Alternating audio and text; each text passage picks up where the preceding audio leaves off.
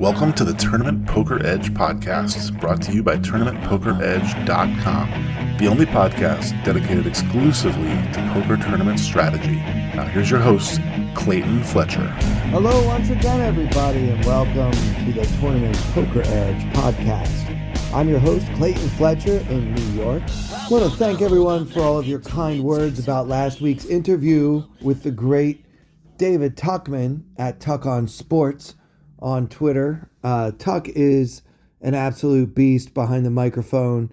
I'm looking forward to all of his commentary in what we used to call the Black Booth at the Rio. I don't know what color the booth will be or if there will even be a booth this summer at the Horseshoe / Bally's / Paris / whatever convention center, whatever they're going to call it. And we don't know whether or not they're going to be charging for parking, which seems to be what everybody's most concerned with as it relates to the new venue. But yeah, obviously Tuck is a great interviewer and a great interviewee. He was very open with me and always super engaging and very funny, and just I really enjoy speaking with him, so it means a lot to me that you guys enjoyed that interview as well. I want to start off this week by reading a tweet I got from a user called Zulran, Zulran. His Twitter bio, by the way, says husband, dad, and grandpa, union plumber, poker enthusiast, and getting more and more liberal in my thinking as I get older. He tweets, just started listening to your podcast and I'm impressed. Killed it in my first year in Michigan with legalized online poker, trying to work through a cold spell. So I signed up to Tournament Poker Edge. Look, I love this. I love hearing that you guys listen to the podcast and that you are inspired to join Tournament Poker Edge. And by the way, if you do that, make sure you use the promo code podcast at checkout so you can save $10 off of your first month's membership at tournamentpokeredge.com.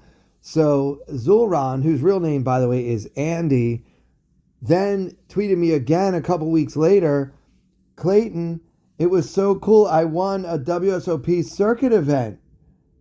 I had 4 bigger cashes at BetMGM last year, but the ring is so cool. Love the show. So all I'm saying is if you join TPE, you too will win a circuit ring. So he sent me a screenshot and it makes me so happy. Congratulations on your win. It looks like he came in first out of 167 players in a WSOP circuit event online last month. So congrats to Zulran, and I hope it's the first of many. Always great to hear about a grandpa taking down a circuit event online. So that's so awesome. A lot of you guys have also been tweeting about the controversy lately with Bryn Kenny and frogs. And look, I don't really know anything other than what I have already said on this podcast. I don't want to rehash it again. We're not going to do an episode every week following the saga. I will say there is some new information, some supposed alleged receipts, evidence presented by Martin, the main accuser in the Bryn Kenny case, about some screenshots that he shared where Bryn is talking openly about ghosting and multi-accounting and all kinds of colluding and stuff like that. So look, you guys can see all that for yourself. There seems to be some question about whether it's authentic or whether it was photoshopped. I mean, nowadays you can do pretty much anything with Photoshop. I don't want to really state any further opinions on this case, although I am watching it rather closely because Bryn Kenny is number 1 on the all-time money list. And if it turns out that he's just a massive scumbag and a big cheater, that could be kind of bad for the image of the game, at least in the high stakes community online. So we'll see. That's an ongoing issue. But, last week we talked about day 4. I had spoken with Tuckman briefly prior to our interview, and I thought that he was going to be talking about hands he had played on day 3, because as you guys know, here on the podcast, we've been discussing the 2021 World Series of Poker main event in chronological order. and we were on day 3, but we jumped ahead last week to day 4. But I want to go back to day 3 because day 3 is probably the most interesting day due to the fact that there is the dichotomy between the players who really, really, really want to cash in the main event and players like Chris Moneymaker who wants to abuse those players who really, really want to cash in the main event. In some ways, it's the biggest bubble of the year. Not biggest in terms of prize pool or dollar amount. It's just the biggest bubble in the sense that this is the tournament that everybody wants to play, and this is the tournament that everybody wants to be able to say, I cashed in the main event.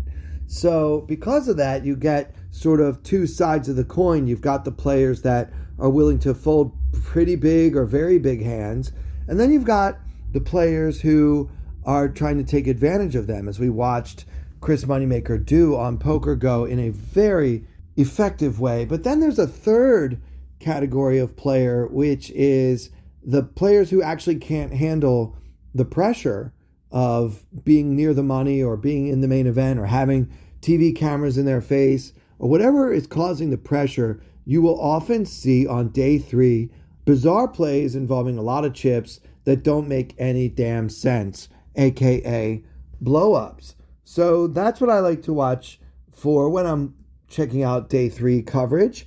And I'm going to be focusing on these personality types in the hands that we're going to talk about on this episode. So let's get into it. Right in the middle of day 3, there are about 1,500 players remaining in the tournament, and 1,000 players will make the money. And now the min cash in this tournament starts at $15,000. Of course, it's a $10,000 buy-in. So a lot of people are in this tournament on a satellite or on a free roll, or they won their little bar league in Oklahoma, or whatever else is going on that causes all these people to converge on Vegas, usually in the summer. But of course, last year we know it was in November. But for some people, $15,000 is a great deal of money. For hardly anyone is it a completely insignificant amount of money. I mean, 15,000 is 15,000, right?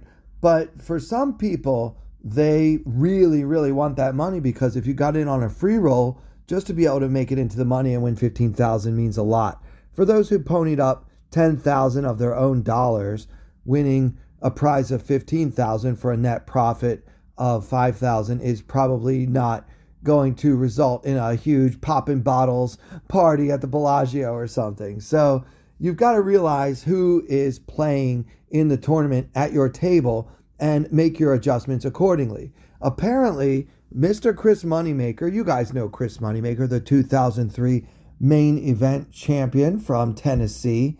Well, he came out swinging from the beginning of day 3 and basically was very open about the fact that he intended to take more than a few liberties. I think that he determined that many of the players at his table would put a lot of value on just cashing in the tournament. And let's be honest, guys, like if you are taking ICM to the extreme or taking cashing in the main event to the extreme, I could literally show you 7 deuce and you might not be able to call an all in with a hand like ace king, because even with 7 deuce, I have something like 31% equity against your unpaired ace king before the flop.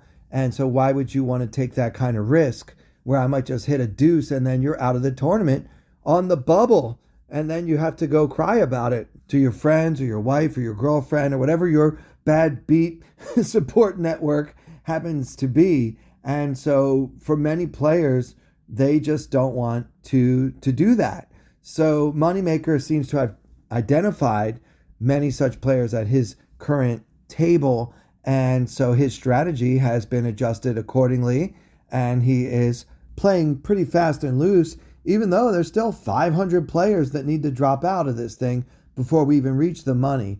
But it is true that on day 3, you can kind of smell it. Now, I've made day 3 times out of the 9 times I've played in the main event, and day 3 does have a different kind of atmosphere. Players tend to go a little bit slower, much to my chagrin.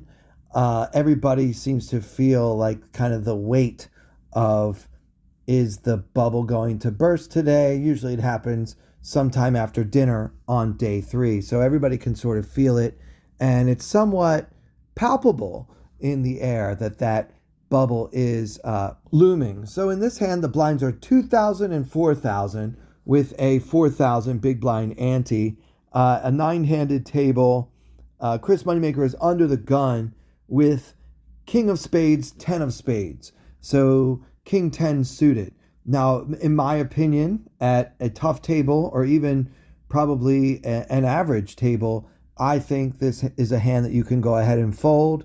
I know that there are some solvers that debate whether King 10 suited, Jack 10 suited, Queen 10 suited, King Jack suited. These hands should be in our under the gun opening range or not. These hands may well be slightly profitable at a full ring and an average table. But if you have a tougher than average table, players behind you that are particularly loose or aggressive or both, I think you can go ahead and fold these hands without sacrificing too much equity. So my standard play, you guys know I'm much tighter in early position than many of you and tighter than most of the solvers are recommending that we be. I have my own reasons for that. I tend to make up for it in late position by playing a lot more hands than many of you would. So my average is still in a healthy range, somewhere between not too tight and not too loose. But yeah, I would probably just fold this even on day 3. But Moneymaker opens and he goes ahead and makes it 9,000. So now Moneymaker at this point in the tournament is the overall chip leader. So the 2003 main event champion and the man that many credit for the poker boom of the early 2000s is now in good position to potentially make another very deep run and possibly even make another final table and maybe even be a 2-time main event champion. Well, it's only day 3. Let's not get too far ahead of ourselves. Anyway, he makes it 9,000 under the gun. Everybody else at this table has between 95,000 and 175,000. Now, the average stack at this time is around 225,000, give or take 10 or 20,000. I'm just estimating because I'm also estimating approximately how many players were remaining in the main event at that point. So just based on some loose calculations, I determined that approximate average stack right now is 225. Most of the players at this table are well below that. There are 2 exceptions. Besides Moneymaker with $1 million, there's also Omer Gabay with 370,000 and Özgür Seçilmiş from Turkey with about 550,000. Every other stack at this table, besides these 3 guys, the other 6 stacks are all below the average stack, which really shows how strongly Moneymaker has been playing and also how well he's been running. So we've got the under the gun open from Moneymaker. Now his M at this point is 100. He's got 250 big blinds. It's a great feeling to have a big stack on day 3 of the main event when you're not worried about will I cash or will I not cash. It would basically take a major series of catastrophes for Moneymaker not to cash in this tournament, although of course it has happened. It is unlikely. So for all of these reasons, you could justify Moneymaker opening with such a marginal hand from first position. So he's under the gun. He makes it 9,000. Fold to the player in 4th position, aka the low jack, and that is the aforementioned Özgür Seçilmiş, sitting on a stack of 550,000, and he calls with the Queen of Hearts, 10 of Hearts. So no issue with that play. 1 fold, and then in the cutoff, we have a player by the name of Aaron Earthman, and now he is the short stack at the table with only 95,000 in his stack, and the Ace of Hearts, King of Hearts. So what a spot for Aaron Earthman. It goes raise from Moneymaker, who's been playing at least 60 to 70% of the hands, trying to be the big stack, bubble bully, whatever you want to call it, and then just a call from the low jack, Seshelmish, who is, fairly active himself. So now that it's on us in Earthman's shoes, what do we want to do with the ace-king suited? I mean, my opinion, guys, I just shove it right in here. He's got 95,000. His M is 9.5. He's got 24 big blinds. I see no issue with just sticking it in here. There's 28,000 in the middle, and I only have 95,000 in my stack. If I stick it in and win, I'm going to increase my stack by 30% almost with no flop at all. And, who doesn't want to do that? I mean, generally, you're better off not seeing a flop with ace king. But if you do see a flop, you want to be sure to see the turn and river as well. And the only way to ensure that without any, pumping the brakes is to just get it in right now. You could do a smaller raise. You could do, things, but I don't see any reason to get cute right here. Probably most of the time against these two loose players, you're going to end up taking it down. You just really have to fade the fact that a loose player is allowed to have a hand once in a while. And also there are still obviously 3 more players yet to act on my left. So I'm willing to fade all of those possibilities and usually take it down. But if not, I get to see 5 cards with ace king suited and possibly more than double up. And I would have an average stack if I happen to get into an all-in pre-flop situation here and get called. Then, okay, fine. Maybe I'll win a coin flip against a hand like pocket tens. And at that point, I'll have an average stack with 1,500 players remaining in the main event. I don't see any reason to fool around with this one. I'm all in. However, Mr. Aaron Earthman decides to take a, unorthodox approach and just call. So he's overcalling now. Remember, Moneymaker raised it under the gun. Seshelmish calls from the low jack. And now Earthman calls as well. And I don't get it. And I don't like it. My best explanation for this is he probably just wants to make sure that it's a good flop first. And then maybe he can, his hand is underrepresented. So maybe if Moneymaker or something has like a ace 10 and it comes ace high, then we can win a bigger pot.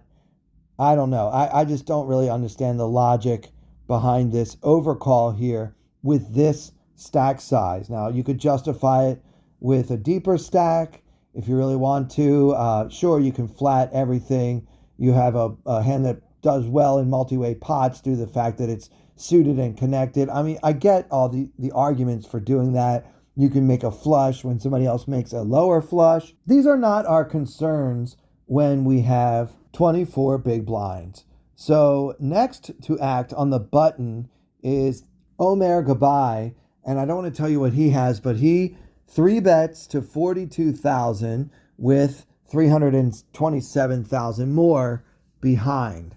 So the 3 biggest stacks are all involved in this pot at this point, and the very shortest stack as well, who has underrepped his ace king suited.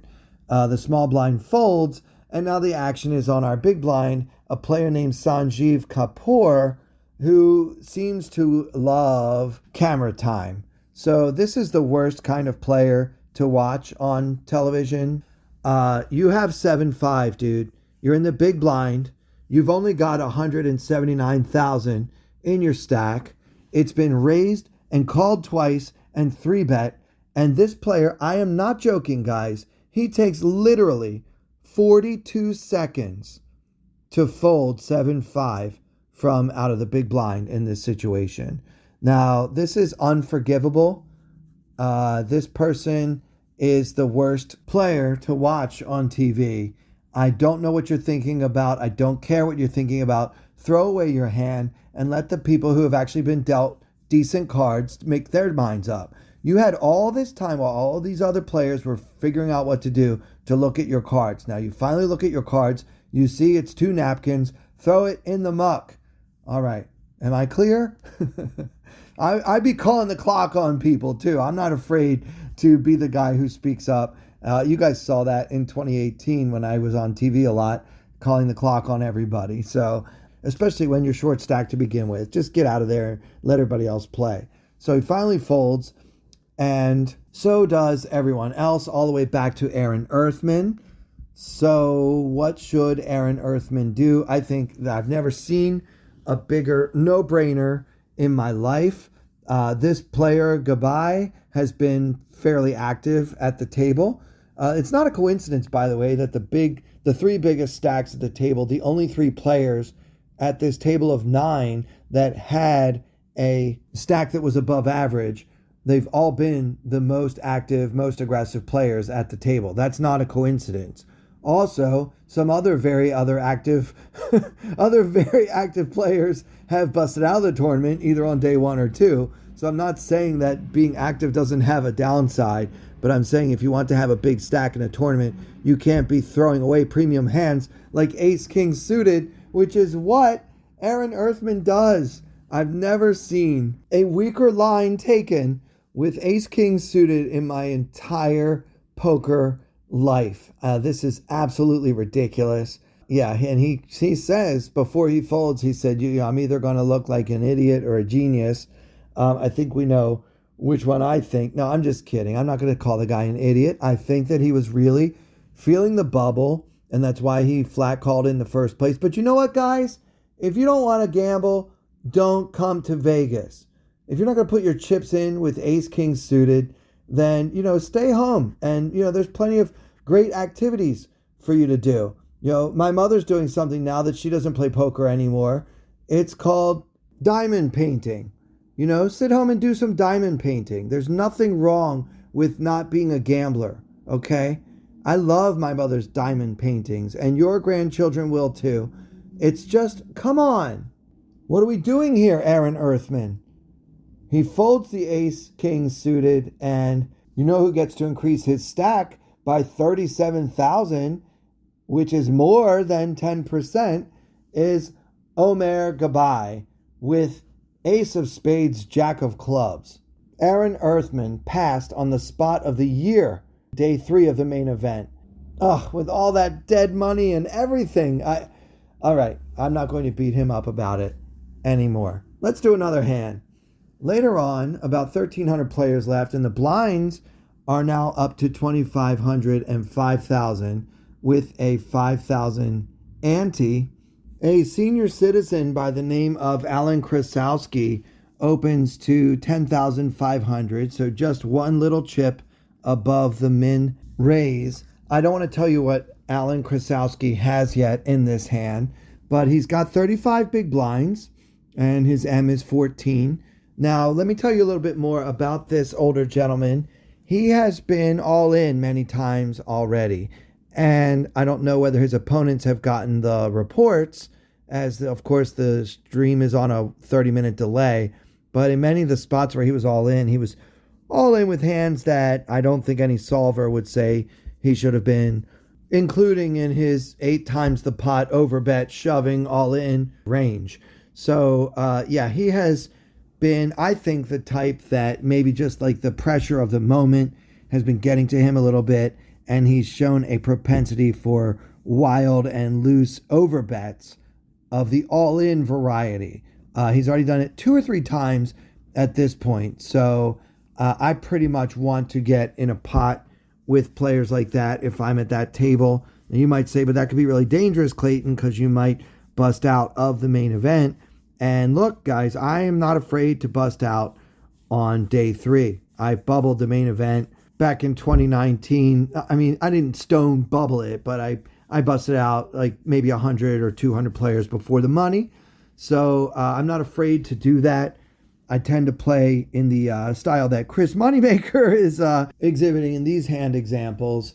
It's just more of my natural playing style. And because I see people willing to fold ace-king suited pre-flop, it's very hard for me not to turn up the jets a little bit, so to speak. And so sometimes they run into hands they are willing to go all in with, and then I end up bubbling. And it happens to me not only in the main event, but in a lot of tournaments. If you're going to bet on somebody to go out on or near the bubble, I'm a pretty good bet because I don't pay enough attention to ICM, as we have mentioned hundreds of times on the podcast.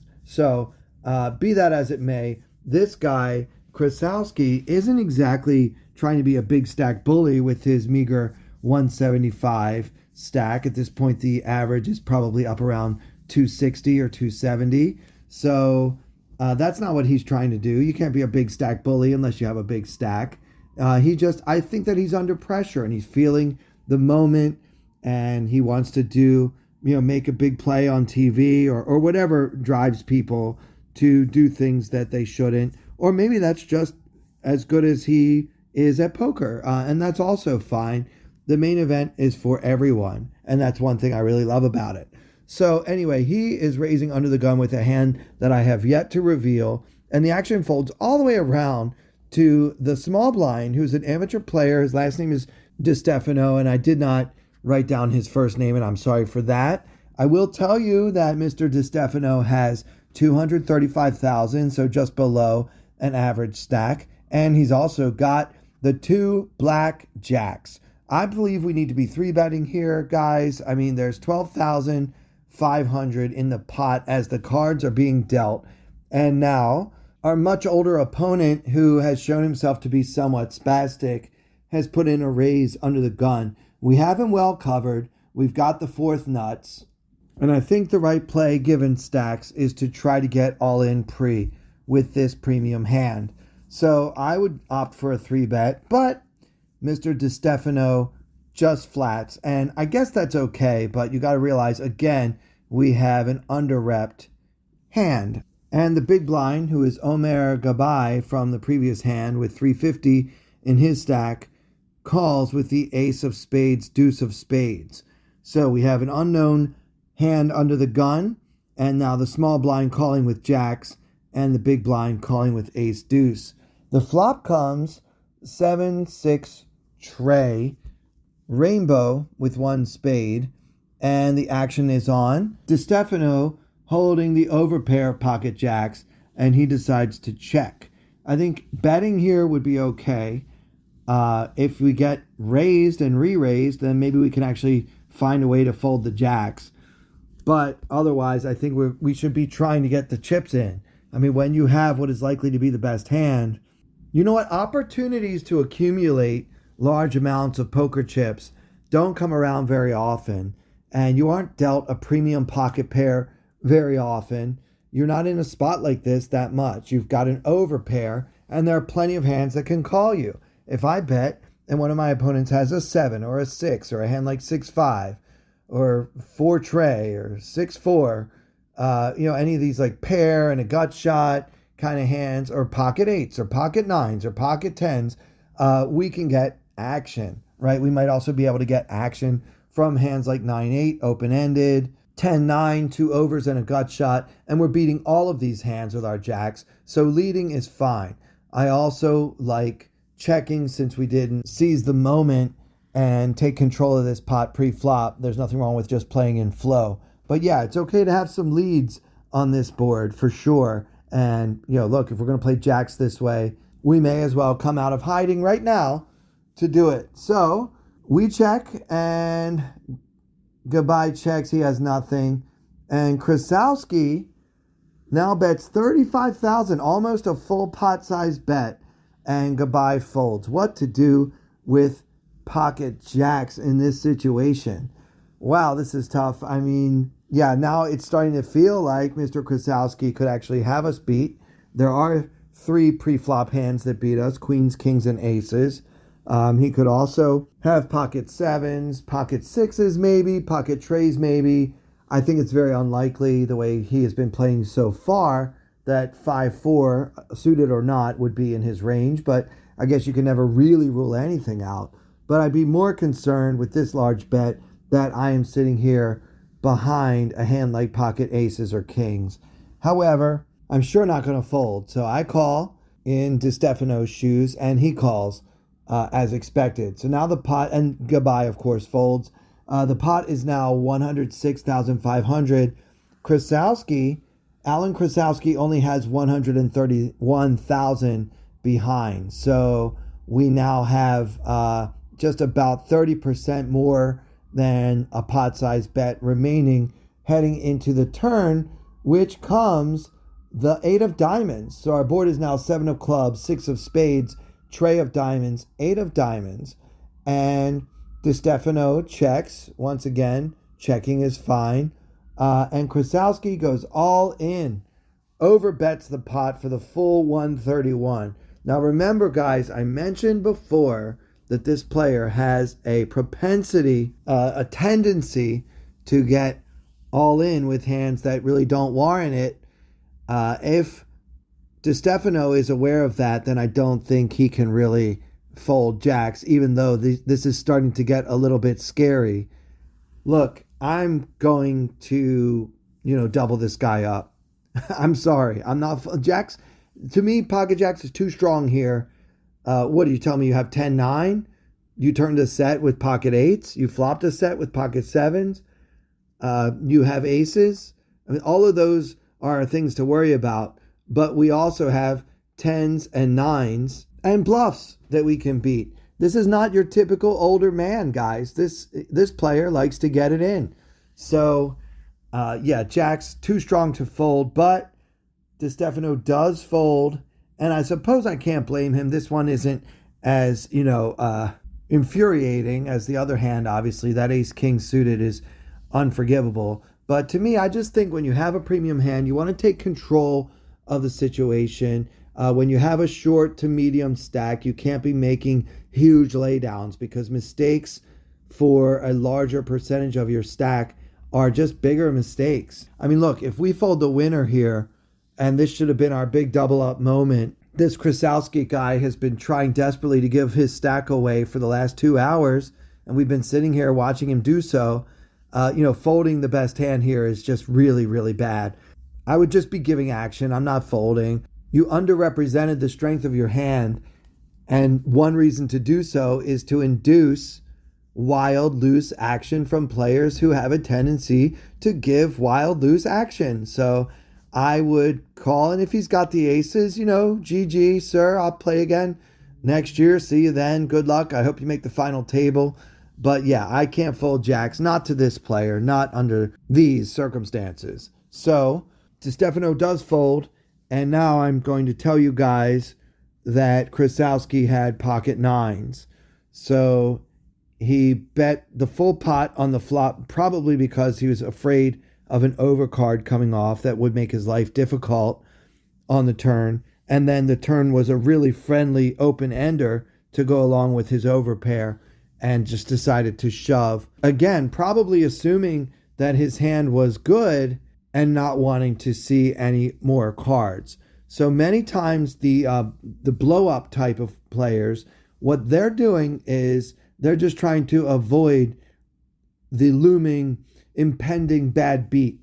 And if they can, overcharge you to see any more cards and get you to fold, that's good. But if you think, look, put it this way, I'm willing to bet my entire net worth that Alan Krasowski did not expect a better hand to fold. Well, that'll do it for this episode. Always appreciate you guys, all of your wonderful comments on Twitter at Clayton Comic, and of course, the 5-star ratings on Spotify and those glowing 5-star reviews on Apple Podcasts, Apple Music, whatever it's called now, Apple, whatever, Apple. So you guys are the best, and we appreciate you. And for everyone here at Tournament Poker Edge, I'm Clayton Fletcher. Thank you so much for listening. I wanna hold them like they do in Texas Plays. Fold them, let them hit me, raise it, baby, stay with me. Luck and intuition, play the cards with babes to start. And after she's been hooked, I'll play the one that's on her heart. Oh, whoa, whoa, whoa, whoa. I'll get her heart, show her what I got. Oh, whoa, whoa, whoa, whoa. I'll get her heart, show her what I got. Can't read mine, no she can't read a mile. Poker face, she's got to love nobody. Can't read mine, no she can't read a mile. Poker face, she's got to love nobody. Poker face, poker face. Poker face, poker face. I wanna roll with her, a hot pair we will be. Oh, gambling is fun when you're with me. I love it. Russian roulette is not the same without a gun. And baby, when it's love, if it's not rough, it isn't fun. Oh, whoa, whoa, whoa, whoa. I'll get her hard, show her what I got. Oh, whoa, whoa, whoa, whoa. I'll get her hard, show her what I got. Can't read mine, no she can't read a mile. Poker face, she's got to love nobody. Can't read mine, no she can't read a mile. Poker face, she's got to love nobody. Poker face, poker face. Poker face, poker face.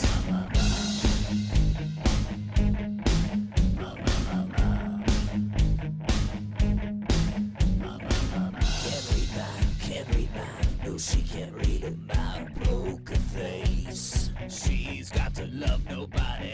Can't read mine,